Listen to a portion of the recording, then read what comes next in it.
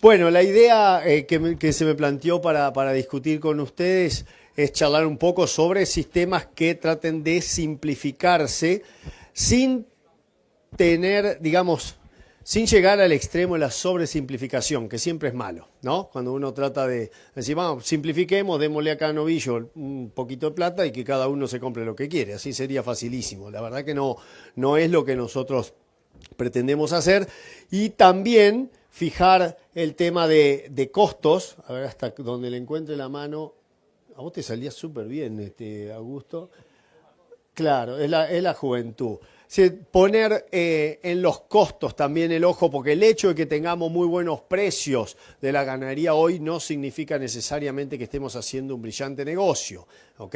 Todo está barato en kilo de novillos salvo comprar terneros, con lo cual, ¿sí? A vos te tiene que seguir dando vuelta a la cabecita de que los costos son un tema bien importante. Prioridades de Argentina ganadera, esto ya lo han visto, es una diapo que estoy poniéndose ya quizás 6 meses en todas las charlas, porque me encanta por lo menos ponerle un marco de contexto. Si nosotros no tenemos por los buenos precios que perder de vista que seguimos necesitando lograr más terneros sobre las mismas vacas que tenemos. No necesariamente estoy diciendo aumentar stock, no, hasta que no hagas más pasto no podés aumentar stock.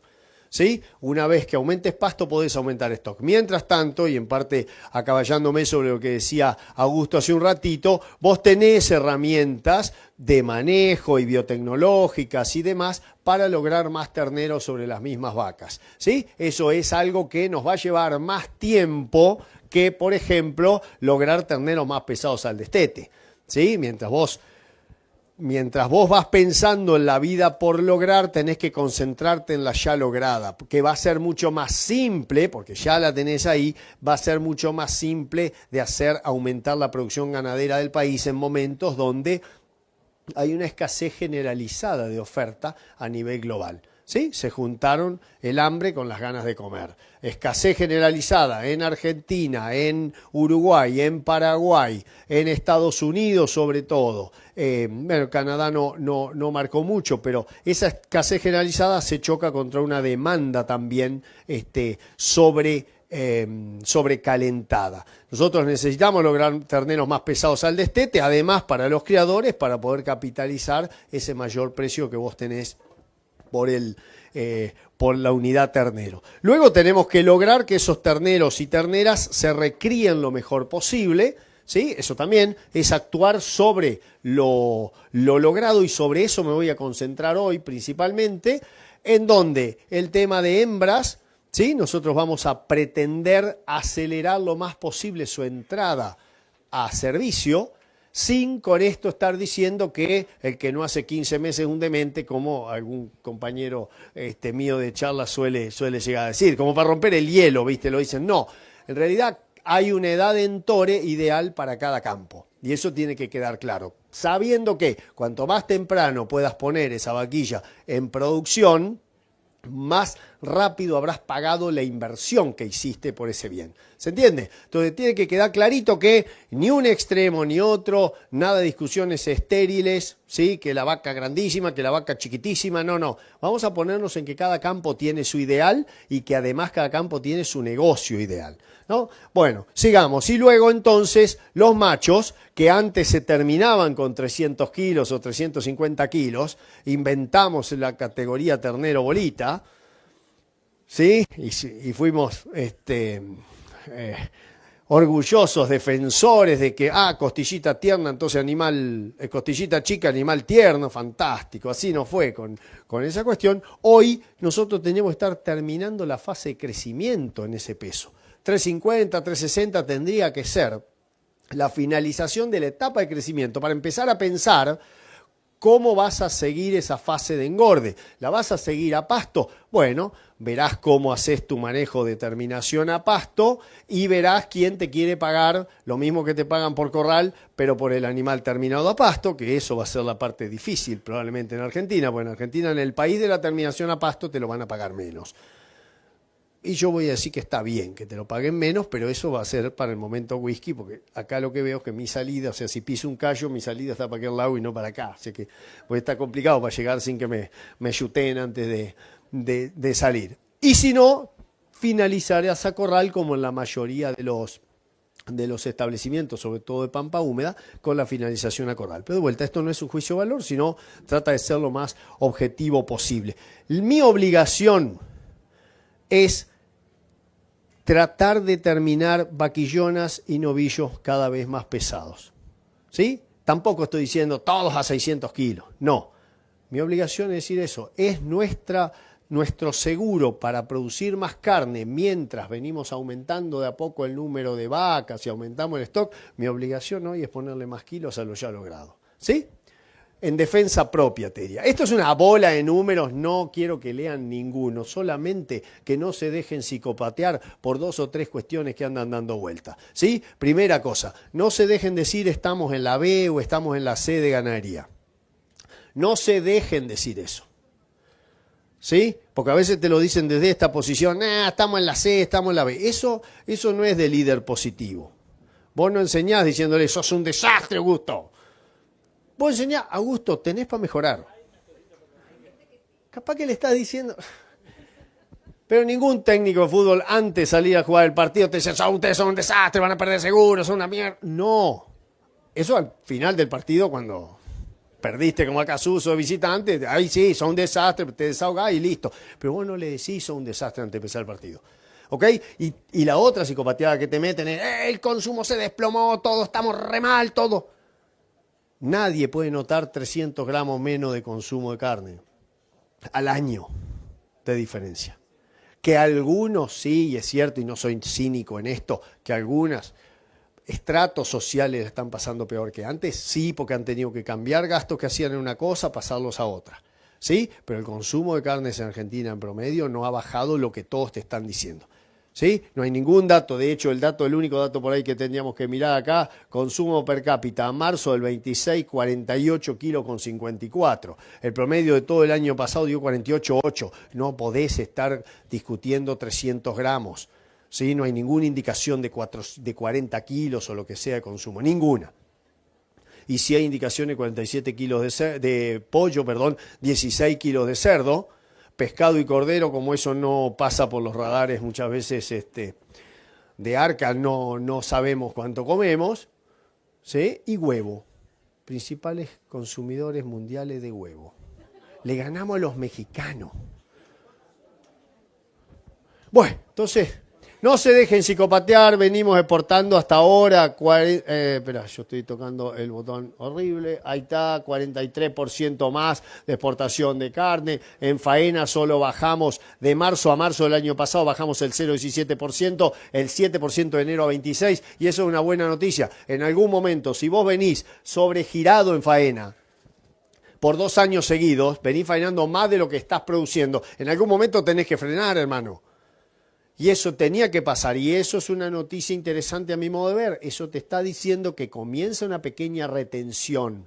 ¿Por qué no venías reteniendo hasta ahora vaquillas? O porque habías tenido 2 sequías que te dejaron sin pasto, o porque habías tenido además que pagar la fiesta de la agricultura de 2 años malísimos, de agricultura 22, 23, 23, 24. Y porque las tasas de interés no te daban para decir, dame un crédito de retención de vientre donde tengo que pagarle el 100%, casi que lo tengo que pagar los 9 meses de haber obtenido el crédito. ¿Qué financiamiento es ese? Para retención de vientre, cuando el fruto lo voy a ver a 4 años. Entonces, hay de alguna manera razones para decir por qué no esa retención de vientres con estos precios, por qué no se veía tan rápidamente. Bueno, esto es otro, les aviso, la charla queda en PDF, sobre todo para aquellos pobres mortales que están del otro lado, que están como petizo en desfile ahí, a los cabezazos tratando de ver lo que dice abajo. Yo esto se los dejo en PDF para que entonces rumien o vean la otra mitad de la historia, ¿sí? Porque ya de acá me están viendo de acá para arriba solamente aquello, y no se rían, que esto no es gracioso, yo podría estar arriba del taburete, ¿sí? Pero ya me imagino lo que están mirando, lo que están tratando de ver esta diapo. Esto lo que les muestra son las comparaciones a lo largo de los años de 3 modelos distintos. El modelo solo corral, ¿sí? Destete directamente a corral de terminación. El modelo recría corta que llega hasta agosto con recría pastoril, el verdeo que se termina, ¿sí? Y pasa a corral y se termina en noviembre, diciembre, o el modelo recría largo, que es el que nosotros más pregonamos, que es combinación de verdeos y pasturas, comerme todo el pasto primavera y después encerrar a partir de diciembre para salir febrero, marzo, abril. ¿Sí?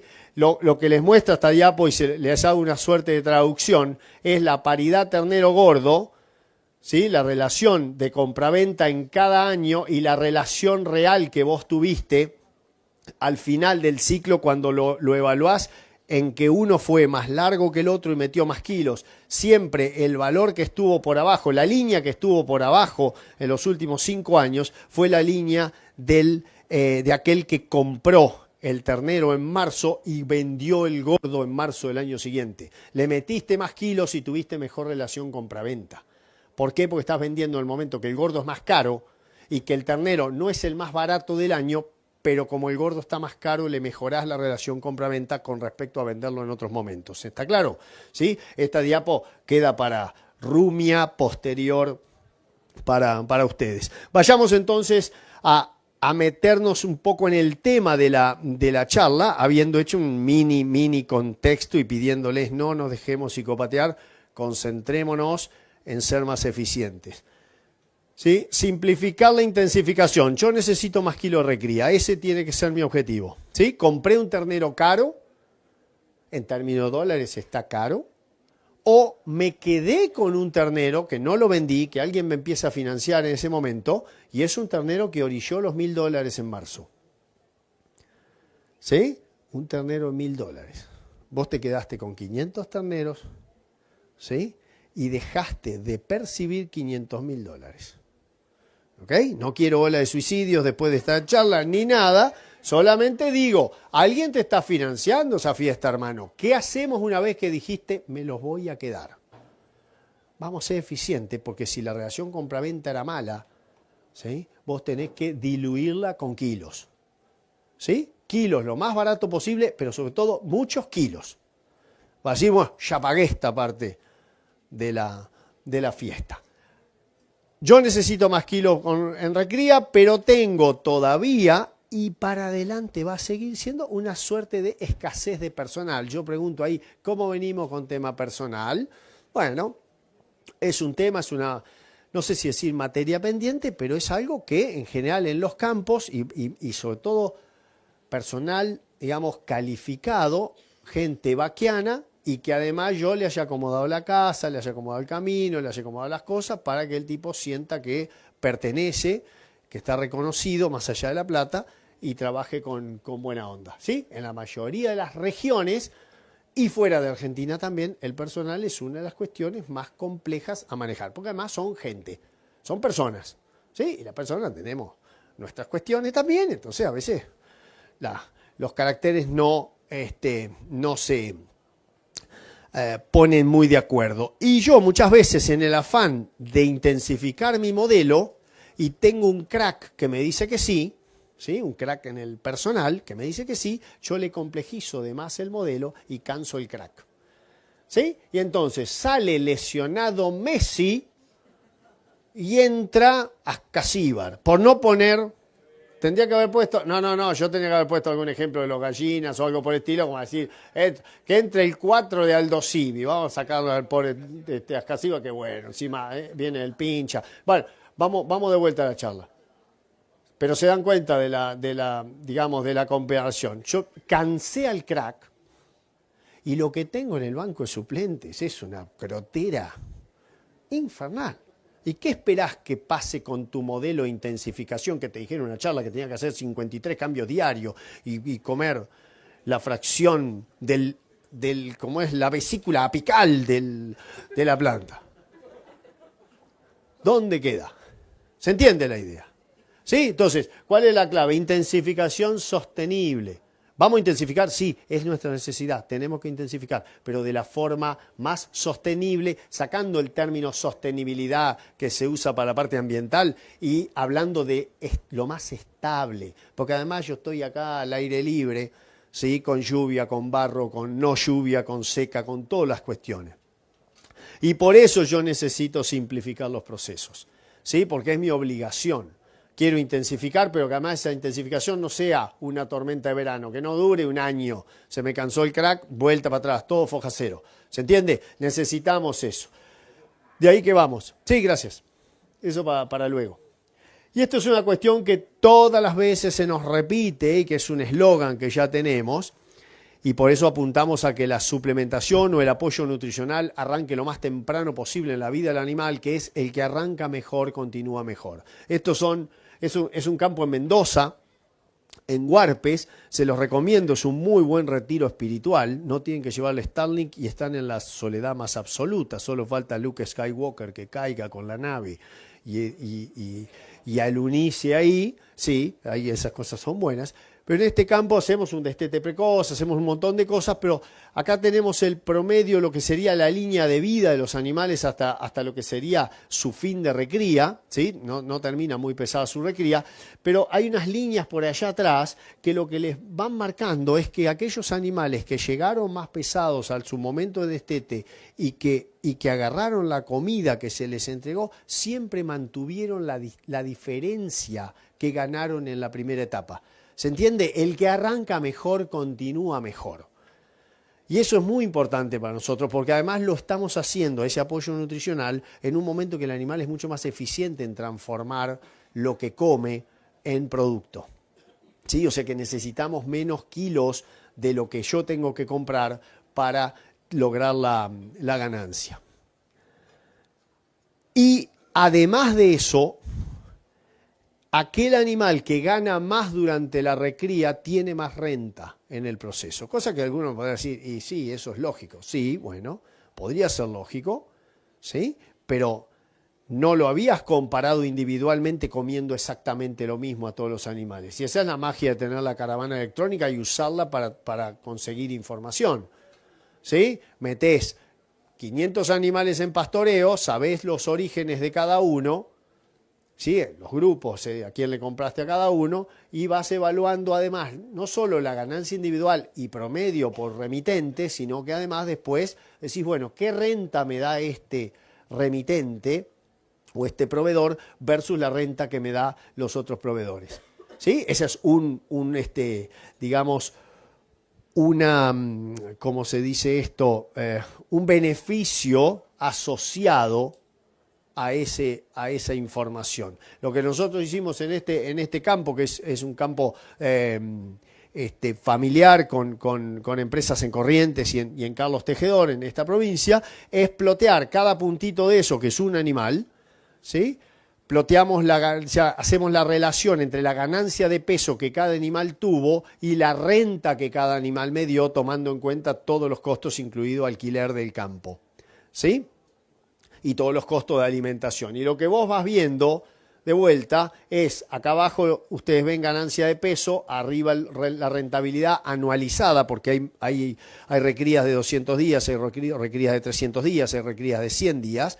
Hacemos la renta toda llevada a año y lo que vos vas viendo es que no sorpresivamente para ninguno, quien gana más peso obtiene más renta. Lo que sí me sigue impresionando es que por cada 100 gramos de ganancia extra que yo tengo, mi renta aumenta 5,5 puntos porcentuales, no 5%, 5,5 puntos porcentuales, de 10 a 15.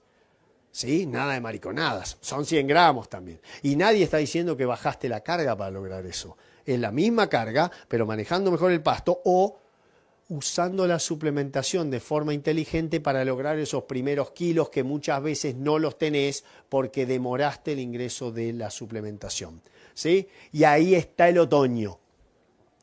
El otoño es la estación del año, a mi modo de ver, pero antes lo estudió mucha gente y entonces mi modo de ver está influenciado por esa gente más inteligente. El otoño es la temporada donde vos más potencial de ganancia tenés con respecto a lo que realmente ganás. ¿Sí? Porque vos estás viendo ese pasto precioso, ¿sí? Con altura de 30 centímetros, y lo que en realidad estás viendo, esa cuestión verde ahí, es como dice que está por allá seguramente el Stani Quiroga, vos estás comiendo una sopa con 4 fideos. ¿Sí? Altísimo porcentaje de agua, bajísimo materia seca. La ganadería que viene el año pasado, teníamos un ryegrass, lo fuimos midiendo, ahora se lo muestro, 11% de materia seca, 89% de agua. ¿Sí? Entonces, vos tenés muchísima agua y sumado a eso, en el 11% de seco, tenés la proteína, que es alta en el análisis, pero la mitad no es proteína, es nitrógeno, en distintas formas, pero no es proteína. ¿Sí? Y además, por la sucesión de días nublados, vos lo que tenés también es baja fotosíntesis en la planta, con lo cual es una planta con menos azúcares. Entonces tenés desvolado toda la parte del nitrógeno, todo lo que sería proteína, y desvolada la parte de energía. Con lo cual el pobre microbio en el rumen es un malabarista de semáforo, pero manco. Tira pelotita, cayó la pelotita. ¿Sí? No se me ocurre mejor figura que esa, pobre manco, pero bueno, todas las minorías. ¿No? Listo. Tira. ¿Sí? Pues no, porque tenés que ser demasiado correcto y no puedo. ¿Pero por qué? Porque el tipo necesita energía y proteína para lograr la reproducción, ¿sí? Y lograr mayor cantidad de bacterias. Todas esas bacterias que crecen en el rumen, cuando se mueren, pasan al intestino y son reconocidos por el cuerpo del animal como proteína. Eso se llama proteína microbiana. No son más que muchas bacterias muertas. Si vos bajás esa cantidad, te quedás sin el 70% del aporte de proteína que necesita el rumiante, con lo cual va de suyo que algo tenemos que hacer para mejorar esto, porque además le pusiste, ¿cuántos dólares invierten ustedes en un verdeo este año? Más o menos, ¿alguno ya hizo el costo? Seguro que hicieron, pero $200 hizo uno, 220 tengo por acá, depende, alguno compró urea antes de que Trump se le ocurriera confitear a los otros turcos. Ahora van a comprar y van $1.000 o 950 la perlada, 850, 800 debe salir la otra, ¿se entiende? Entonces, vos estás aportando $250 de capital o $200 si querés por hectárea para que el primer pastoreo de esos animales sobre ese verdeo, ¿sí? Te dé 250 gramos de ganancia.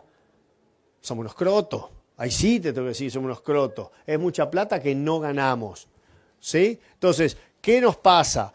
Además, con tanta agua, el tipo no puede aguantar comer tanto. Y encima yo lo saco, recién destetado, en la flor del estrés, ¿sí? No sabe comer y lo mando a pastorear. Resultado, ganancias muy pobres, ¿sí? Ante esto empezamos a simplificar la suplementación y aparece el autoconsumo que, voy a poner el spoiler acá, no es el mejor sistema. Contra un suministro diario perfecto de 2 veces al día, no tiene ni para empezar. Pero el autoconsumo se convierte en el sistema posible para mucha gente por falta de estructura, por falta de capital para tener un mixer, un tractor, por falta de caminos, por una cuestión de distancias, por lo que fuere. ¿Sí? O porque tiene 200 terneros que antes no tenía, porque este año los pudo aguantar. ¿Qué va a decir? No, comprate un mixer y un tractor, si no, no sos bueno. Listo, vendo 200 terneros, me compro el mixer y el tractor y ahora doy vuelta el domingo en el pueblo con el tractor y el mixer. ¿Qué chucha voy a hacer si no tengo terneros? ¿Se entiende la idea? Capaz que lo llevo hacia el absurdo, pero creo que... Entonces hemos empezado hace años que está esto es un campo en Corrientes, en Santo Tomé, hacemos todo el destete precoz, va sobre estos sistemas de autoconsumo, son muchos terneros de destete precoz, después salen a comer las megatérmicas, pero con este mismo comederito, por lo menos por un mes. La transición del corral y el comportamiento del corral, ¿sí? Cuando lo cambio hacia el pastoreo, yo les dejo esa comida por lo menos por un mes, ¿sí?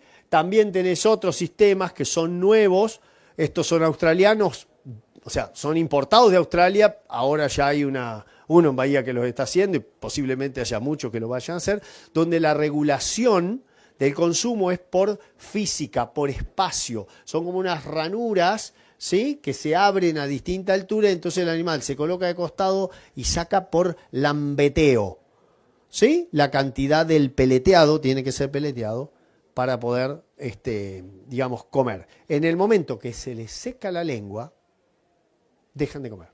Que son 5 o 6, no me puse a contar cuántas son, pero son poquitas y el tipo deja. Cuando vuelve a hacer saliva, encara de vuelta. Pero ya el consumo total de ese suplemento está limitado. ¿Ok? Es un sistema interesante, todavía tenemos pocas pruebas. En este campo particular recién se puso en marcha en febrero con la recepción de los terneros y ahora ya los vamos a poner en la alfalfa con maíz para prevenir un poquitito más del tan temido empaste que nos tiene bastante locos en este campo particular. Y luego, como una suerte de vuelta de rosca más, ya empezamos a trabajar con alimentos balanceados que pueden o no, dependiendo de las circunstancias, usar un limitador de consumo químico. ¿Sí? Les llamo químico solamente para separarlos del físico, como la diapositiva anterior. ¿Se entiende? ¿Sí? Esto lo consideramos como una vuelta de rosca más, porque la idea que yo percibo acá no es tenerlos en un corral, sino maximizar el aprovechamiento del pasto disponible, tratando de que haya interacción entre el pasto y el suplemento. ¿Sí? Esas interacciones pueden ser sustitución, que deje de comer pasto por comer el suplemento, o lo que es un poco más deseable, sustitución con adición, que deje de comer una parte del pasto, pero que adicione además nutrientes, con lo cual se logra un consumo mayor de materia seca que en la situación inicial. ¿Okay? Yo estoy tratando de maximizar este aprovechamiento a través de dos cosas, que es lo que no estaba diciendo, que para mí tenemos que cambiar. ¿Sí? Digo, dos cosas. Nosotros esperamos típicamente, planteos de recría de toda esta zona, esperamos a quedarnos sin pasto en la vuelta para abrir, por ejemplo, los silos de autoconsumo de chapa o los silos de bolsa. ¿Sí? Y nos habíamos perdido la primera etapa de pastoreo, que era con el pasto desbalanceado. O sea, nosotros lo que primero tenemos que hacer es balancear dieta. Después balanceamos carga. ¿Se entiende? La sugerencia es abramos los silos más rápido. Alguno me estará diciendo, pero si se me está pasando el verdeo, qué sé yo. Bueno, es un tema de planificación de qué chucha estás sembrando. Si vos estás sembrando siempre la misma avena, el mismo día, y sí, si viene bien el año, se te va a pasar todo. Empiecen a pensar que podemos, ¿sí? O secuenciamos fechas, o tenemos dos verdeos distintos. Ponemos avena y ponemos ryegrass, que típicamente es un poco más lento, o ponemos una avena que sea más rápida, ¿sí? De más vigor en el primer pastoreo, y junto con una avena en otra parcela, ¿sí? Otro potrero, que tenga más lentitud, ¿sí? Para tener una correlación, una progresión en la aparición del pasto y no que me esté pasando lo de ahora, que no sé con qué chucha pararlo. Pero está todo desbalanceado de cualquier manera. ¿Se entiende? Entonces, mi primera idea es balancear dieta, la segunda, en términos cronológicos, es balancear carga. ¿Sí? Bueno, estas son cosas que también lo suelo mostrar. Tengo que traer la de 2026, que pronto lo vamos a tener. Este es un campo que desteta bastantes terneros, machos y hembras, y uno también con la caravana electrónica y el peso. Vos podés hacer primero la curva, la distribución de los pesos al destete. Vos hablás de promedios y es como cuando nos paramos, o yo me paro al lado de Felipe o de allá de Estanislao, de alguno de aquellos, ¿sí? En promedio, o vos, con vos, parate, Augusto, dale, allá más. ¿Sí? Nosotros paramos acá y yo te digo, ahí, promedio 1,74. Sentate ahora, no me pasa. El promedio está bien aritméticamente, pero vos a todas luces te das cuenta que el promedio no representa la población. Bueno, ok. El promedio de este campo de destete de macho fue 200 kilos a los 7 meses. ¿Sí? Perfecto. Pero tenías una suerte en 1000 terneros, ¿no? Entonces tenés unos animales, un grupo, capaz un 3%, 4%, que no llegó a 150 kilos. ¿Sí? El promedio dio 200, no llegó a 150 kilos. Sugerencia, prescripción, vendelo, ya, inmediatamente, sacátelo encima. Esa cosa es un hijo de mala madre. No le dio leche la mamá. ¿Sí? No la estoy insultando ni al ternero ni a su mamá. La mamá no dio leche, sacalo. Y si reconoce cuál es la madre, también se va para afuera. ¿Sí? Pues me está dando el outlet me dio. ¿Ok? Entonces, es un 3% capaz, en marzo, al pie de la madre si pudieras, ¿sí? De ahí derecho al camión si pudieras. ¿Por qué? Porque además esto, y lo digo siempre, no es broma, nosotros lo hacemos en campo de Gualeguaychú, ¿sí? No es broma. Estos son los animales que menos van a ganar, ¿sí? Son esos, ayer lo decíamos en Puan, son esos que vos ves en agosto, septiembre, que están chiquititos todavía, bien panzoncitos, y en la cola tiene una bola de cascarrias acumulada que muchas veces hasta le corta la cola por el peso ese secado. Sí, vos decís, no, mirá cómo se han hecho, pues los tratás de ver lindo. Eso es una inmundicia, señores, eso tiene que irse, se va. Además, seguramente en un remate de esto de los televisados y demás, en marzo, 7.500 hacían. ¿Sí? No hay negocio legal que le iguale la tasa de ganancia que vos tenés, ni alquilarle pistola a los chorros tiene esa tasa de ganancia, hermano. No, por eso no podés no hacerlo, eso se vende. Son los que menos ganan, son los que más se mueren, son los que más veterinaria le vas a gastar, tratá de que no se mueran. Le pones el mejor recurso humano. ¿Por qué? Y si pones el chambón se te mueren todos. Pones el bueno, pero el bueno tendría que estar con los otros 850 terneros o 900 terneros que tenés, acomodando el sistema de pastoreo y todo eso. ¿Sí? Entonces, sugerencia, venda, que alguien se haga cargo del engorde. Están los filoteros que van a comprar liviano. ¿Tengo liviano?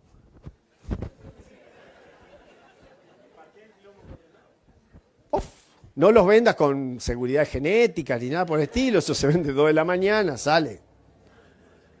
Corral de inicio o suplementación para el rango entre 150 y 200 kilos. Esto es solamente ¿cómo es? Una indicación, no es una receta. ¿Sí? Ya va a aflojar la B8 que está acá al lado.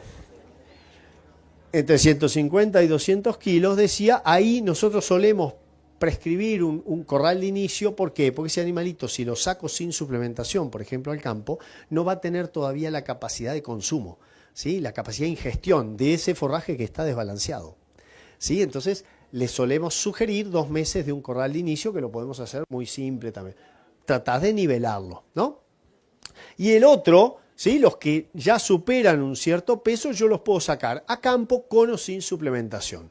Ahí la suplementación no la considero una necesidad imperiosa, seguramente, y ahora vamos a ver los números, seguramente hoy se recontrapaga. El tema pasa a ser logística, personal, ¿sí? Y financiero, porque el balanceado lo tenés que pagar mucho más antes de lo que vas a vender el animal, ¿ok? Entonces, esto es otra de las cuestiones de información que podemos usar. Estos son datos que presenté el año pasado en este mismo lugar, no exactamente físico, pero era Olavarría, con el primer ensayo con un alimento balanceado que tiene fibra en su composición, tiene poco maíz y tiene algunos otros componentes que permiten que puedas comer todo lo que quieras sin generar empachos, y que la adaptación que requiere, porque todo alimento requiere adaptación, es una adaptación más comportamental que ruminal. Como vos tenés muy poco maíz, muy poca carga de sustancia empachante, vamos a decir así, vos podés, lo único que necesitas es que el animal se acostumbre al sistema, ¿sí? El rumen en ese tiempo de 10-15 días que el animal se acostumbra y empieza a consumir, ese rumen se va adaptando bien, ¿sí? Pero no es verdad que haya alimentos que no requieren adaptación, ¿sí? No es verdad. A lo sumo han tenido suerte. ¿Ok? Bueno, el cuento corto era el dato que les quería mostrar hoy. 11% de materia seca, la proteína es 24%. Qué divino, pero más de la mitad de esa proteína no era proteína, era otra cosa, ¿sí? Las ganancias de peso, ahí hicimos un ensayo que, bueno, no es un ensayo para publicar en el Journal of Dairy Science, sino un ensayo muy casero, pero con los comederos inteligentes, estos que están ahí en el stand de cambio, que lo pueden ver allá atrás, les llamamos inteligente porque vos anotás el sistema por internet, te va tirando al momento que entra el animal cuánto come, a qué hora come y todas esas cuestiones. Entonces vamos viendo las diferencias individuales y además aprendemos mucho de comportamiento animal. Entonces, ¿qué hicimos? Le dimos a unos el raigrasa espectacular solo, a otros el raigrasa espectacular solo con acceso a ese comedero inteligente, y a otros los dejamos en un corral con un silo de chapa con ese mismo alimento que le habíamos puesto al comedero inteligente, pero como solo alimento, sin el pasto, ¿sí? Y las ganancias de peso fueron muy buenas para el pasto solo, 480 gramos, ¿sí? No fueron 300 ni 250, el raigrasa espectacular, y los animales pesaban 230 kilos y eran de genética espectacular también, y una sanidad espectacular también. 480 gramos. Cuando les permitimos dar suplementación nos fuimos a 1,1 kg. ¿Sí? Ya habiendo sido 800 gramos me hubiese puesto ultra chocho, ¿sí? Con el alimento balanceado solamente a corral sin pasto estabas en 950 gramos.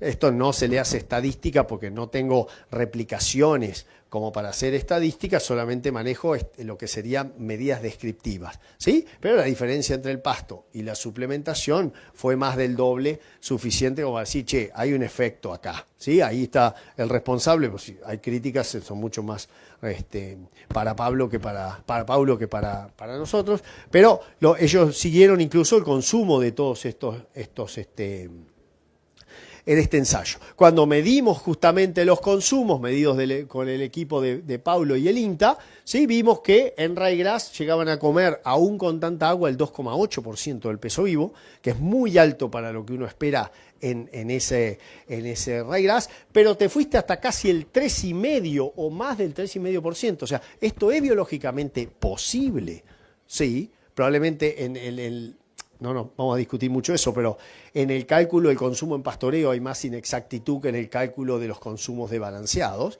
¿sí? Pero te fuiste mucho más arriba, o sea, hubo sustitución, dejaron de comer del 2,7 al 1,5, hubo sustitución, pero le adicionaron 2 puntos, entonces terminó habiendo lo que les comentaba recién, sustitución más adición. ¿Se entiende? Y fue casi de libro el consumo, 3% de base materia seca del alimento que recién decíamos, del alimento balanceado. Cuando yo extrapolo, y acá soy temerario porque es como que agarro una parcelita y lo llevo una hectárea, cuando extrapolo la producción de los 60 días de otoño, por la carga que pude subir gracias a que hubo sustitución en la suplementación, porque eso no lo había dicho, como dejan de comer pasto vos tenés que meter más animales, si no, ¿para qué lo hiciste? ¿Sí? Cuando yo extrapolo a la producción por hectárea, vos pasabas de 180 a 760.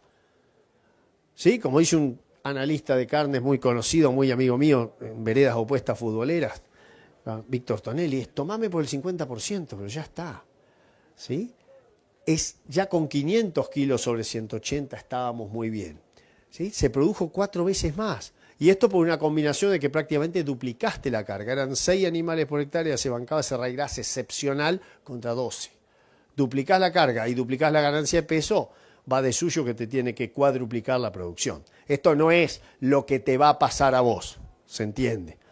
Porque estamos hablando de muchos menos animales y hay que trabajar. Pero sí es una indicación bien potente. Después empezamos a mirar, capaz que el problema nuestro está en que estamos usando el comedero inteligente, pero no hemos usado el comedero normal. ¿Sí? ¿Qué pasa cuando usás el comedero silo de chapa? Entonces, con la Escuela Agropecuaria de Juárez se armó un ensayo, una escuela secundaria, más el INTA, armaron un ensayo comparando los dos tipos de comederos. El que le llamamos inteligentes, donde van de a 1 o de a 2 a lo sumo, versus el otro que pueden ir todos. Y las ganancias de peso, 1,02, 1,07. De alguna manera dijimos, podemos usar el comedero inteligente como modelo. Después tenemos que verlo trabajando con 150 animales en un corralito y no con 10. Que es otra de las cosas que ya fuimos, pero esto lo estamos haciendo a campo. ¿Sí? El consumo estuvo muy parecido. ¿Sí? Ya tiene un limitador.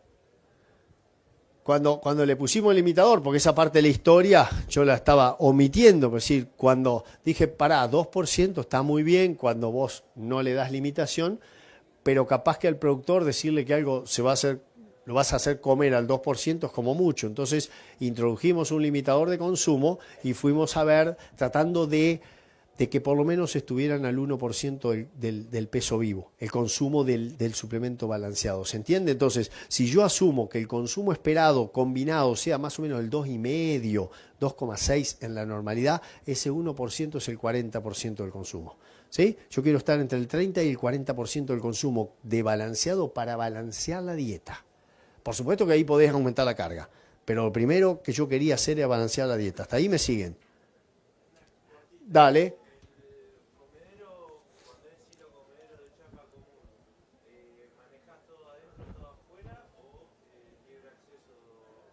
Eso está en el libre acceso.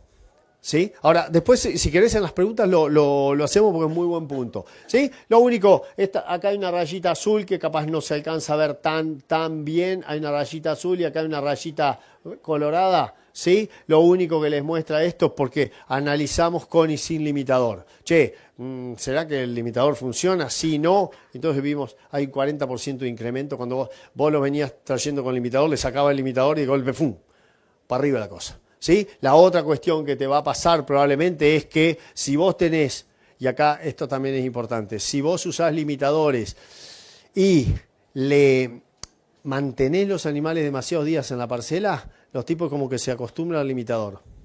¿Sí? O le empieza a gustar cada vez menos el pasto que tienen. Porque acá no eran que se quedaban sin pasto, acá se trataba de mantener un remanente. ¿Sí? Pero, ¿qué pasaba? Aunque mantuviera el remanente, probablemente ya tenías más parches de bosta, orina y un poquito de menor calidad a medida que te ibas quedando más. ¿Sí? Y ¿sabes otra cosa? Más espacio. Entonces el tipo se enfrenta ante el dilema de decir, ¿qué hago? ¿Tengo este plato de ravioles con tuco boloñesa calentito acá o voy a explorar la lechuga que se me promete, cual tierra prometida, a 25 metros vista? Hay animales que dicen, va a la lechuga, y otros que abrazado al plato de ravioles. ¿Se entiende? Eso existe y eso digamos, hay líneas de la Universidad Nacional del Sur y hay líneas en Utah, en Estados Unidos. Hay investigadores argentinos, líderes mundiales de esta disciplina, ¿sí? Tenés a Juan Villalba, que salió del sur y que está en Utah, y es líder mundial en la investigación de eso. Y esos son los tipos que te enseñan, así, mirá, el animal se enfrenta a esa decisión. ¿Ok? Y hay algunos que dicen, me manduco esto que está buenísimo acá, aunque sea amargo. ¿Sí? Empiezan a comer más. O aunque sea feo, no sé qué gusto mucho tienen los limitadores que le ponemos, ¿sí? Pero vas aumentando. Entonces va de suyo que uno tendría que pensar en no tener los animales demasiados días en la parcela. ¿Qué son demasiado? Y capaz armarte un sistema, si pudiera, de lunes y jueves, los cambios. 3 días. Nadie está hablando de día todos los días. Capaz que es mejor seguro todos los días, pero ¿qué me dijiste vos del personal? ¿Los sábados, los domingos? ¿Sí? ¿Ahora que hay fútbol todos los días? ¿O puede haber festejo para algunos? Y en el Mundial cagamos, como dice acá el hombre. Sí, porque no, está Chipre contra Nicosia del Norte, no voy a perder ese clásico. ¿Ven? Entonces, y esto es lo que nos pasó en la escuela, están los directivos, los docentes de la escuela agraria también, nos pasó exactamente lo mismo que nos pasaba en Mendoza, el que arranca mejor, sigue mejor. Cuando hacemos las líneas individuales de vida de esos animales, los que arrancaron arriba continúan arriba. ¿Sí? Eso nos sigue demostrando que el crecimiento compensatorio solamente compensa una partecita, no la totalidad, sobre todo cuando lo ves en la etapa juvenil del animal. Y que después van a tener, si quieren y logran llegar al espacio comedero, van a tener posibilidad de degustar algunos pedacitos de carne en el stand allá de cambio con la gente de Azul Natural Beef. ¿Sí? Si vos entrás mal con esa recría, estás pegándole a la calidad de carne en área de bife y en marmoreo irreversiblemente. Así que si querés hacer carne de calidad, empezá a preocuparte por el último trimestre de gestación de la mamá y por los primeros 8 meses de vida del ternerito. Porque si no lo haces, no hay Cristo que te lo acomode después. ¿Sí? No vas a llegar a la bonificación que los frigoríficos te pueden dar. ¿Por qué? Porque no trabajaste cuando tenías. Si vos querés hacer un maíz de 13.600 kilos, como hablamos con Stani, que había uno en Santa Fe, un cliente compartido, no es un tipo que va y tira el maíz como que le está revoleándoselo a la gallina. ¿Sí? Está haciendo toda una batería de procesos para llegar a 13.600 kilos. Eso es lo mismo que lograr el mejor novillo. ¿Sí? Arranca desde muy temprano. Con esto voy cerrando. Son 8. ¿Cómo estamos en tiempo? Ok, me quedan 8, así que me alergo, pero no. Esto es la última parte, te prometo, y lo vamos a hacer, ¿sí? En donde lo que fuimos haciendo, gracias a Felipe, que es el coautor y casi que autor principal de esta charla, fuimos haciendo una modelación de qué pasa si yo solamente suplemento los primeros 60 días y después asumo Porque los gráficos me están diciendo que las ganancias de peso se mantienen. O sea, que el que gana al principio mantiene la diferencia. Es como que hacer la diferencia de las 2 primeras vueltas, lo que me sacó el Kenyatta el otro día en Londres. Son los 5 primeros kilómetros, que entré desconcentrado, allá el Kenyatta. Andá a alcanzarlo, pues. ¿Sí? Fue eso. Sí, porque físicamente éramos iguales. Ya se ríen, se ríen.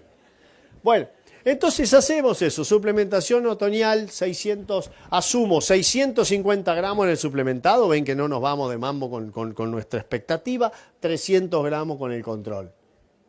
Después asumimos 500 gramos en verdeo invierno, acá por allá están y me va a decir, che, pero estás pijoterón con los 500 gramos. Yo tiro pijotero conservador, ¿sí? Para que después sean todas positivas. Porque uno podría esperar, por supuesto, en un ryegrass, vas a esperar 600 gramos, 700 gramos, un año bueno, y llegás a octubre con el ryegrass y vas a tener 1 kilo también en todo octubre. ¿Sí? Pues lo podés tener en pastoreo, perfectamente lo podés tener. El tema es, vayamos a decir que hacemos 500 gramos y además podríamos hasta tener pasturas. ¿Sí? Que es la ganancia de primavera, que yo ahí le puse 650 gramos. Si ustedes le ponían 800, estaba bien también. Porque en los dos casos va a ser igual. Se entiende que esto no me va a afectar tanto a lo que yo les quiero mostrar, ¿se entiende? La diferencia grande está solo en los 60 días otoñales y su impacto en el modelo, que es lo que les quiero mostrar. ¿Sí? En gráfico. ¿Ves que la única diferencia que tengo acá es que gracias a la suplementación de otoño yo tengo 350 gramos más por día?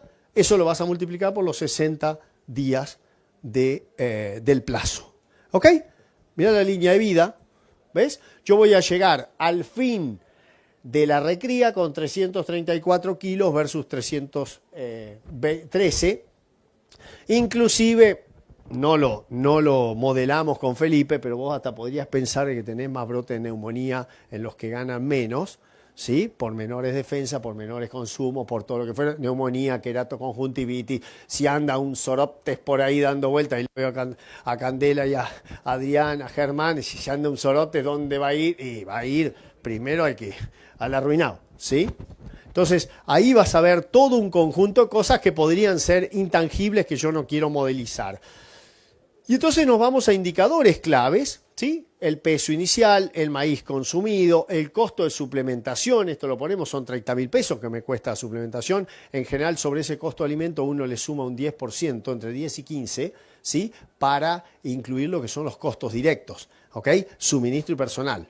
¿Sí? No le pones estructura, pues tendrías que descontarlo en ambos modelos. Solamente le ponemos lo que sería lo marginal. Peso final suplementado, diferencia de kilo de venta 21. Podría decir, ¿solo 21? Sí, son 60 días. Yo estoy viendo el impacto sobre el modelo. ¿Ok? El ingreso adicional bruto hoy, al precio del recriado, no al precio ternero, al precio de que lo vendo o lo paso al feedlot, me da 107.000 pesos el ingreso adicional bruto, ¿sí? Los 21 kilos, estoy vendiendo más o menos a 5.000 pesos, ¿sí?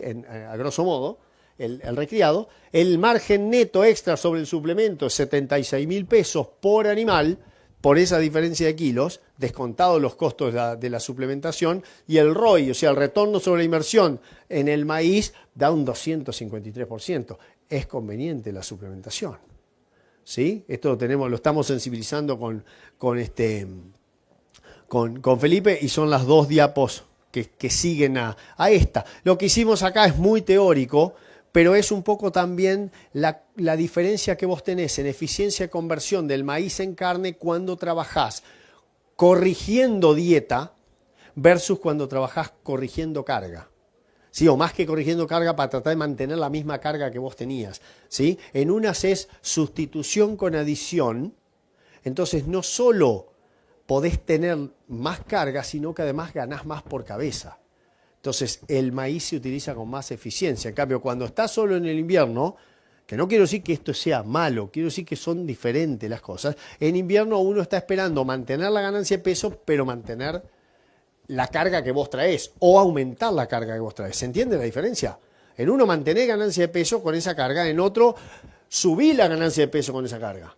Entonces la eficiencia de utilización del maíz termina siendo, ¿sí?, mejor, Y acá le podríamos sumar que en un caso los animales sean más livianos. En el otoño son más livianos que los mismos animales en invierno. Con lo cual podrían tener, por menor gasto de mantenimiento, podrían tener hasta una mejor eficiencia. Nada, es chumerío teórico.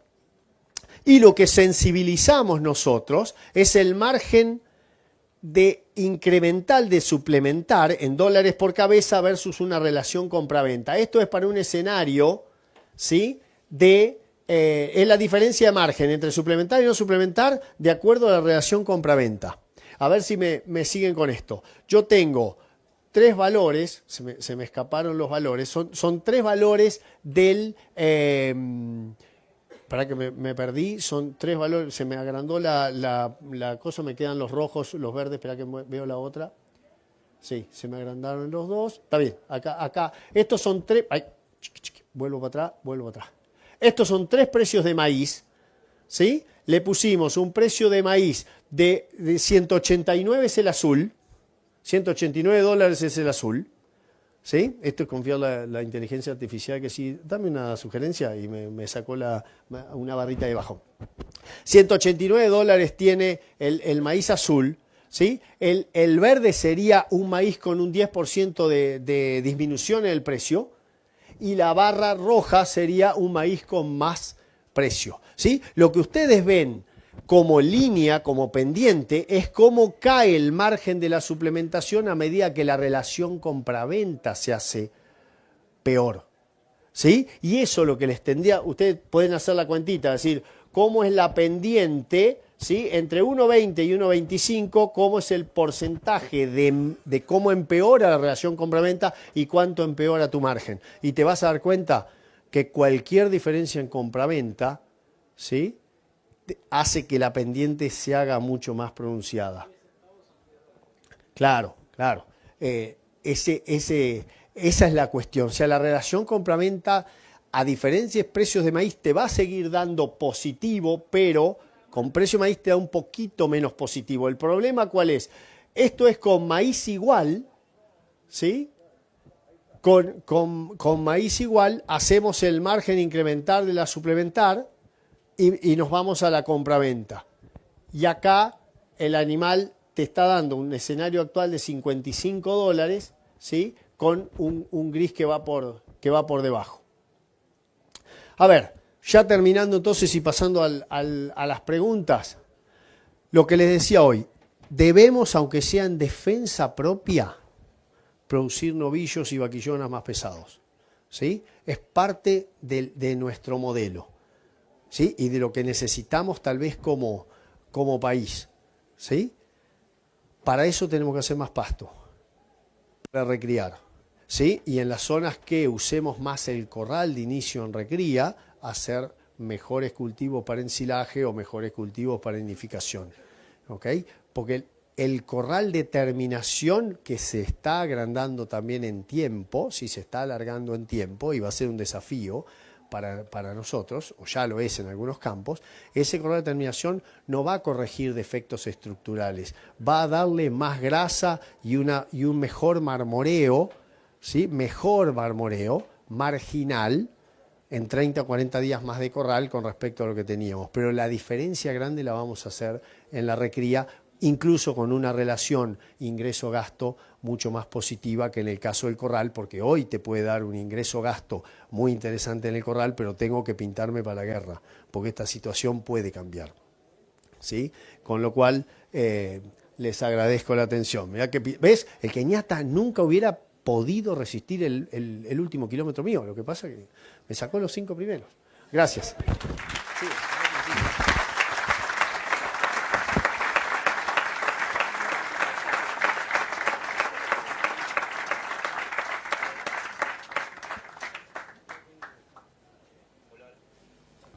Hola. Bueno, un fenómeno, Darío, muchas gracias. Y gracias a Alimentos Los Corrales y Cami Hermanos, generamos un espacio de preguntas, me van levantando la mano y le arrimamos el micrófono. Así que, quien quiera empezar.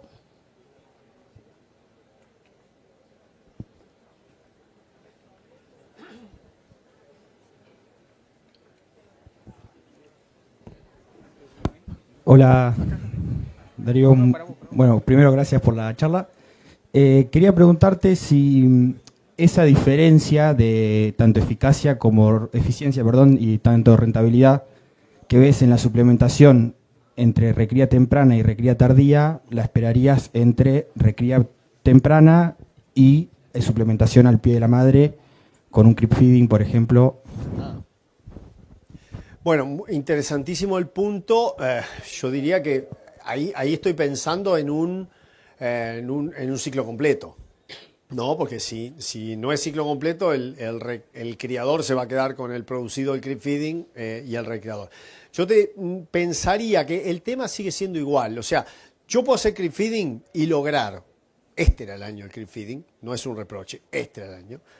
O sea, 2026 había que hacer creep feeding, porque en 2025 vos tenías la mejor primavera que se recuerde y lo que sabías era que donde se secara, la vaca iba a tener pasto, pero la pérdida de calidad de ese pasto iba a ser suficiente para la vaca, pero no suficiente para el ternero.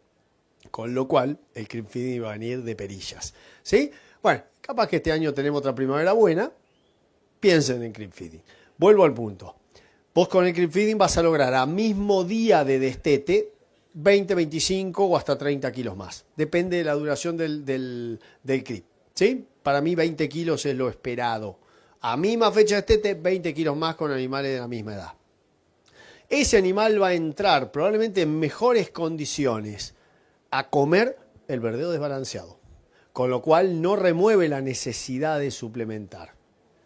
¿Sí? Entonces, después lo que pase adelante es más función de decir qué carga tengo en invierno y cómo viene el invierno para ver si es necesario, que en general lo es, aumentar o meter suplementación de invierno. No sé si fui al punto tuyo. Yo espero igual una muy buena eficiencia en la utilización del forraje de otoño, dado que ese forraje, por más creep feeding o menos creep feeding que hubieras hecho, no cambia la calidad del forraje base, que es la raíz del problema. ¿Sí? No sé si te interpreté bien para ese lado. ¿Sí? Aguardo buena eficiencia. ¿Dónde no podrías tener eficiencia o podrías bajar mucho de eficiencia? Si vos te pasás de rosca con los días de creep feeding y sacás animalitos, sobre todo hembras, gordas. Ahí se va a caer todo el sistema, porque ese animal entrando gordo, y eso puede ser por un biotipo demasiado plástico para engrasarse, y creeps de 90 y 120 días, ¿sí? Con destete de 9 meses, entonces vos dijiste, bueno, ok, a partir de los 5 meses le di creep feeding, perfecto, 35, 40 kilos más, perfecto, pero salieron gordas las hembras. Ese animal gordo, cuando entra al pasto, tiene dos problemas principales. Primero, no sabe comer pasto muchas veces, y después, aunque viene de pastoreo con la madre, pero esa capa de grasa le está pidiendo mucho requerimiento de mantenimiento. ¿Sí? Con lo cual, al no poderse cubrir, la ganancia de peso baja. ¿Sí? Y ella es un animal maduro, tampoco le pidas que vuelva a hacer un crecimiento de músculo, porque el tipo ya dijo, llegué a la meseta, ya está, ya mi crecimiento de proteína bajó. Planchó las curvas, como dice acá Augusto, y tiene razón. ¿Alguna otra? Estaba el tema por ahí del Sí. silito. Dale, a ver. La suplementación, en esto que tiene el limitador de consumo, vos me dijiste que lo dejás abierto, digamos, al libre acceso a la parcela. Y en el caso de que no sea con limitador de consumo, por ahí la indicación sería un desayuno de silo y después salen al verdeo, con encierres nocturnos con un Ahí rollo. Podés tener distintos escenarios. Vamos a poner el escenario que tengo verdeo y tengo un silo de chapa, ¿sí? Con ese alimento. En general, yo lo que trato es basarme en cómo puedo aprovechar el pasto. Entonces, por ejemplo, si yo digo, estamos en etapa de heladas, ahora todavía no he helado en serio acá, pero va a helar en serio, eso tenemos seguro.